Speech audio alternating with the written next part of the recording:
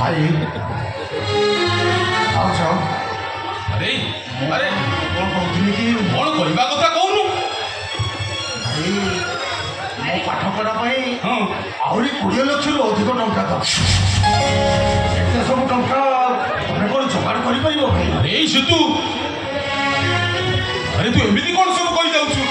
ଆରେ ଆଜି ପର୍ଯ୍ୟନ୍ତ ତୋ ପାଠ ପଢ଼ା ପାଇଁ ଯେତେ ଟଙ୍କା ଖର୍ଚ୍ଚ ହେଇଛି ବର୍ଷା ଶୀତ କାକର ସହି ଦିନ ରାତି ଏକ କରି ଆରେ ମୁଁ ତ ତୋତେ ଯୋଗାଡ଼ କରି ଦେଇଛି।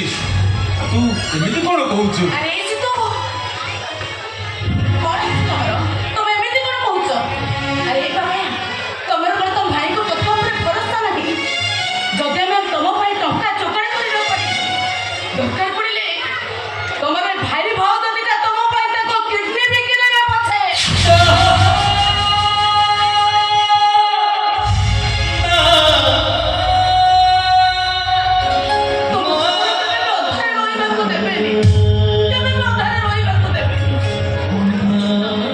ସେମିତି କହନି। ମୋ ଭାଇ ଭାଉଜଙ୍କୁ ମରଣ ମୁହଁକୁ ଠେଲି ଦେଇ ମୋ ଜୀବନର ଲକ୍ଷ୍ୟ ସ୍ଥଳରେ ପହଞ୍ଚିବି ଏସବୁ ମୁଁ କରିପାରିବି ଏସବୁ। ତାହେଲେ ତୁ କ'ଣ କରି କହିବାକୁ ଚାହୁଁଛୁ? ଆରେ ତୁ କ'ଣ ତ ପାଠ ପଢ଼ାରେ ଡୋରି ବାନ୍ଧି ଦବୁ ନା ଲକ୍ଷ୍ୟ କରି ଯାଇ ବିଲରେ ହଳ କରିବୁ ନା ତୋ ବଡ଼ ଭାଇଟା କରି ପୁରା ବାଉଁଶିଆ ବୁଲି ବୁଲି ବିକ୍ରି କରିବୁ? ଆରେ ଏଇଆ ଯଦି ତ ମନରେ ଥିଲା ତାହେଲେ ଭାଇ ଭାଉଜଙ୍କ ମୁହଁରେ ଟିକେ ବିଷ ଦେଇଦେ ରେ। ଭାଇ ଭାଇ ମୁଁ ସତଟା କହୁନି। ଆଉ ମୋ କଥା କହୁଛ ତମେ? ସବୁ କରିବି ତମେ ଡାକତର ହବ ମାନେ ହବ। ଆଉ ସେଥିପାଇଁ ଯେତେ ଟଙ୍କା ଖର୍ଚ୍ଚ ହବ ସେ ଟଙ୍କା ତମ ଭାଇ ତମକୁ ଦେବେ। ଆଜିକାଲି ମୋ ପାଠ ପଢ଼ା ପାଇଁ ପ୍ରତି ମାସରେ 1 ଲକ୍ଷରୁ 1.5 ଲକ୍ଷ ଟଙ୍କା ଖର୍ଚ୍ଚ ହେଇପାରିବ ତମେ? କ'ଣ କହିଲୁ? ମାସକୁ 1 ଲକ୍ଷ କି 1.5 ଲକ୍ଷ? ଏଇ ସତ୍ୟା ଆମ ସିଂହଟା କ'ଣ କହୁଛି ଜାଣିପାରୁଛୁ ତ? ମୋ ମୁଣ୍ଡ କିଛି କାମ କରୁନି। ହେଲେ ମୋ ମୁଣ୍ଡରେ ପୁରା ଜମା କିଛି ପଶୁନି। ଜମା କିଛି ପଶୁନି। ଜିନିଷ ଭଲ ନାହିଁ ଆଉ ପଶୁନି। ବାପା ରାମ ବାପା ରାମ ମୁଁ ଯାହା ବୁଦ୍ଧି ଦଉଛି ମୋ ହିସାବରେ ସବୁ କାମ କର ସବୁ ସମସ୍ୟାର ସମାଧାନ ହେଇଯିବ। କ'ଣ କହୁନାହାନ୍ତି ମଉସା? କହିବି ଆମେ କ'ଣ ତମ କଥାରୁ କେବେ ବାହାରି ଯାଇଛୁ ନା ଆଜି ବାହାରି ଯିବୁ? କୁହନ୍ତୁ ମଉସା। କୁହନ୍ତୁ ମଉସା ଆମ ଘରର ମଙ୍ଗଳ ପାଇଁ ଆପଣ ଯାହା କହିବେ ଆମେ ସେଇଆ କରିବାକୁ ରାଜି ଅଛୁ। ସବୁ ପରେ ବି ମୋ ସିଧୁଟା ଡାକତର ହବା ନିହାତି ଦରକାର। ତା ନହେଲେ ତାକୁ ସଫଳତା ଭାଙ୍ଗିଗଲେ ସେ ଜମା ସହିପାରିବ। ତା ଛଡ଼ା ମୋ ସିଧୁଟା ଏତେ ପାଠ ପଢ଼ି ଯଦି ଡାକତର ହେଇ ନ ପାରିବ ତାହେଲେ ତା ସାଙ୍ଗସାଥିରେ ସେ ମୋ ଠାରୁ ଜମା ଭାଗ୍ୟ ଚାଲି ପାରିବ। ମୁଁ ସେଇଥିପାଇଁ ପରା ଆଇଛି। ଆଲୋ ମା ତୁ ତ ଜାଣିଛୁ ମୁଁ ପରୋପକାରୀ ମଣିଷ ମୁଁ କାହା ଉପରେ ଶୋଇପାରୁନି। ସେଇଥିପାଇଁ ରାଜା ସାହେବଙ୍କ ପାଖକୁ ଯାଇଥିଲି ସବୁ ବୁଝାସୁଝା କରି ଆଉ ପ୍ରସ୍ତାବରେ ରାଜି କରେଇଛି। ରାଜା ସାହେବ ସେ କ'ଣ କରିବେ? ଏ ମଉସା ତାଙ୍କ ପାଖରେ ତ ଆମ ଘର ଡିଅ ଜମି ବାଡ଼ି ସବୁ ବନ୍ଧା ପଡ଼ିଛି। ସେତକ ବି ଆମେ ମୁକୁଳେଇ ପାରୁନୁ।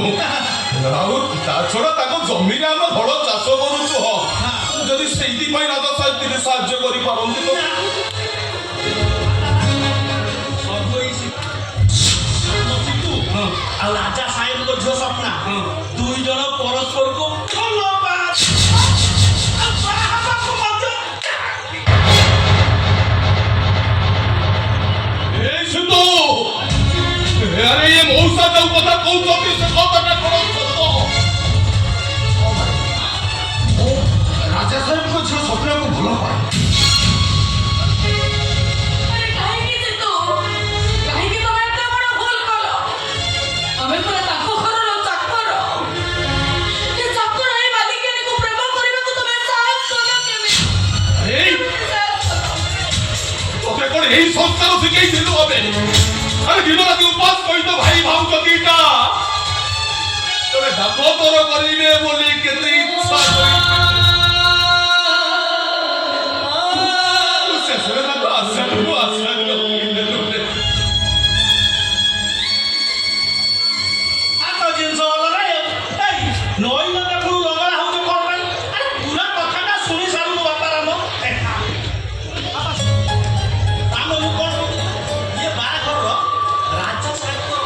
ଅବଜେକ୍ସନ ନାହିଁ କଥାଟା ଅଟିକିଛି ତମ ଗରିବ କନ୍ୟା ଆଉ ଜାତି ସିତୁ ସହିତ ତମେ ମାନେ ସବୁଦିନ ପାଇଁ ସମ୍ପର୍କ କାଟି ଦିଅ ଆଉ ଆଜିଠାରୁ ତା ବାଟରେ ତାକୁ ବଞ୍ଚିବାକୁ ଦିଅ ଆଉ ଯାହା ପାଠ ପଢା ଖର୍ଚ୍ଚ ହବ ସବୁ ରାଜା ସାହେବ ଖର୍ଚ୍ଚ ବାହାରି ଯାଆନ୍ତୁ। ଭଲରେ କହୁଛି ଚୁପଚାପ ଆପଣ ଏଠୁ ବାହାରି ଯାଆନ୍ତୁ। କେମିତି ଏତେ ବଡ଼ କଥା ଆପଣ କହିପାରୁଛନ୍ତି? ଏମିତି କଥା କହିବାକୁ ଆପଣଙ୍କ ବିବେକ ଟିକେ ଆପଣଙ୍କୁ ବାଧା ଦେଲେ। ଆପଣଙ୍କ ସେ କଥାକୁ ଜୀବନ ଟିକେ ଅଟକି ଗଲାନି। କେମିତି କହିପାରୁଛନ୍ତି ଆପଣ ଏମିତି କଥା? କିଆ ଆଉ ସିତୁ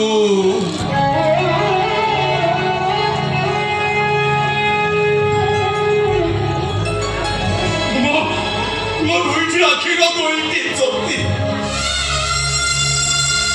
ସେମାନଙ୍କ ଭିତରୁ କେହି ଯଦି ଜଣେ ହଜିଯାଏ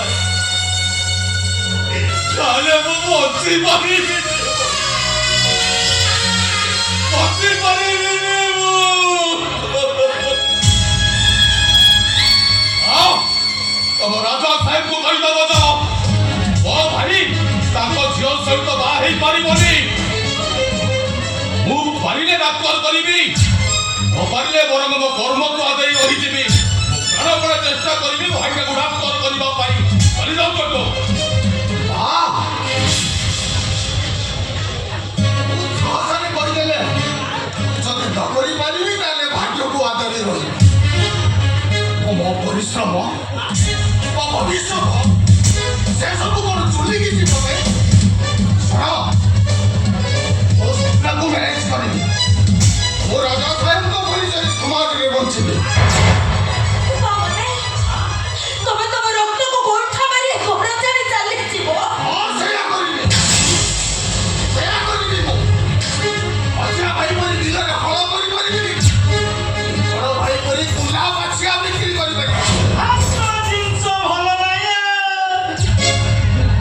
ଆରେ ହ୍ୟାଣ୍ଡସମ୍ ଟୋକାଟା ପାଠ ବି ପଢିଛି ଭଗବାନ ବାଉଳାରେ ମାଝି ଘରେ ଗଳେଇ ପକେଇଲେ ନା ସେ ପିଲାଟା ବାପା ଶିବୁ ମୁଁ ଆସୁଛି ବାପାରେ ଶିବୁ ବାପା ହ୍ୟାଲୋ ତୋ ଭବିଷ୍ୟତ ତୋ ହାତରେ ମୁଁ ଆସୁଛି ରେ ବାପା ହଲନି ସବୁଦିନ ପାଇଁ ଏ ପରିବାର ସହିତ ପୂର୍ଣ୍ଣ ଖପ ପକେଇକି ଆସିବୁ ବାପା ତୋ ଭବିଷ୍ୟତ ତୋ ହାତରେ ହଲ ଯାହା କରିବୁ ଟିକେ ପଳେଇକି କରିବୁ ତୁ ଆସୁଛି ରେ ବାପା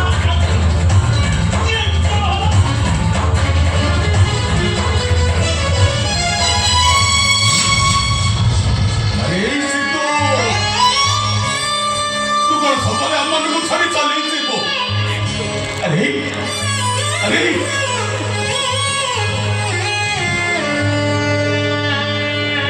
अरे माटार मुहटा को चाहारे सितू तो चली जीवा कथा सुनिला तोर ठारू ता मुहटा केमिति सुखी कला काढ पड़ी गला अरे सतरे যদি তুমি একটু চলে যাও তাহলে মাটা তোর মরি জীবনে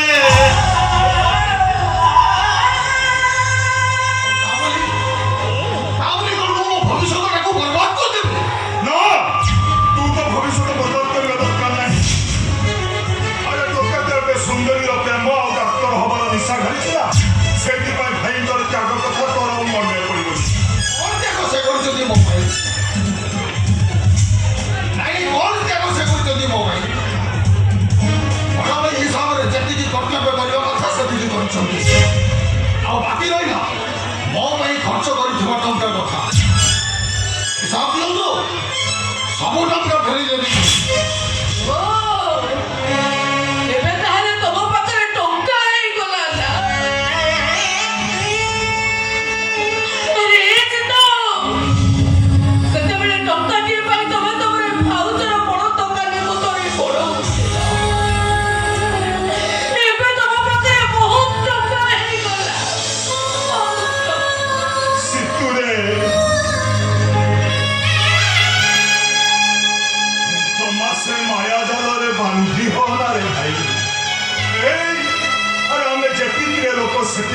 ଯିବା ଉଚ୍ଚ ଆଶା କଲେ ଦିନେ ନା ଦିନେ ନିଶ୍ଚୟ ଠକିଯିବା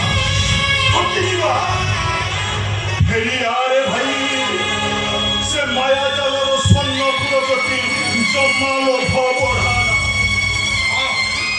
ତମ ସହ ବିଲକୁ ଯାଇ ମାଟି ସହ ମାଟି ହେବି ସଞ୍ଜ ବୁଡ଼ିଲେ ଘରକୁ ଫେରି ଆସି ସକାଳ ବେଳକୁ ସୁଫା ପୋଡ଼ା କେଠି ଦେଇ ତାସ ପାଲିରେ ବସି ପଡ଼ିବି ଏଇଟା ଗୋଟେ ଜୀବନ ଜୀବନରେ ଯେତିକି ଶାନ୍ତି ଅଛି ସେ ଜୀବନରେ ସେତିକି ଶାନ୍ତି ନାହିଁ ସେମିତିକା ଜୀବନ ଦରକାର ନାହିଁ ମୁଁ ନିଷ୍ପତ୍ତି ନେଇ ସାରିଛି ମାନେ ଆଜିଠାରୁ ତମମାନଙ୍କ ସହିତ ମୋର କୌଣସି ସମ୍ପର୍କ ନାହିଁ ମୁଁ ଥରେ କହିଲି ନା ଆଜିଠାରୁ ତମମାନଙ୍କ ସହିତ ମୋର କୌଣସି ସମ୍ପର୍କ ନାହିଁ ତମେମାନେ ମୋତେ ଯେତେ ବୁଝେଇଲେ ମୁଁ ଆଜି ତମ କଥା ଶୁଣିବାକୁ ପ୍ରସ୍ତୁତ ଆଜି ଯାଉଏ କରିବା ଆଜି ଯାଉଏ ସଂସାର ତମ ସହିତ ସଂସାରରେ ରହିବା ପାଇଁ ମୋର ଇଚ୍ଛା ନାହିଁ ମୁଁ ଆଜି ଏ ଘର ଛାଡ଼ି ଚାଲିଯିବି କାକା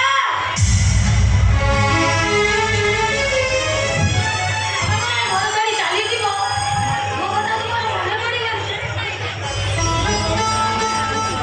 ତୁ ଜମା ବ୍ୟସ୍ତ ହବେ ତୁ ଜମା ବ୍ୟସ୍ତ ହବ ନା ମୁଁ ତତେ ଏମାନଙ୍କ ପରି ହେବାକୁ ଦେବି ମୁଁ ତତେ ବହୁତ ବଡ଼ କଣ୍ଟ୍ରାକ୍ଟ ବୋଲେଇବା ତୁ ତ କାକାର ପରିଚୟରେ ବଞ୍ଚିବୁ ଏ ଘରୁ ଗଲା ପରେ ଏ ରାଜାକୁ କ'ଣ ତୁମେ ମନେ ରଖିବ ବିଶ୍ୱାସ କରିବି ଏ ଘରୁ ତମ କଥା ମନେ ପଡ଼ିଲେ ମୋତେ ବହୁତ କାନ୍ଦ ଲାଗିବ এই রাজা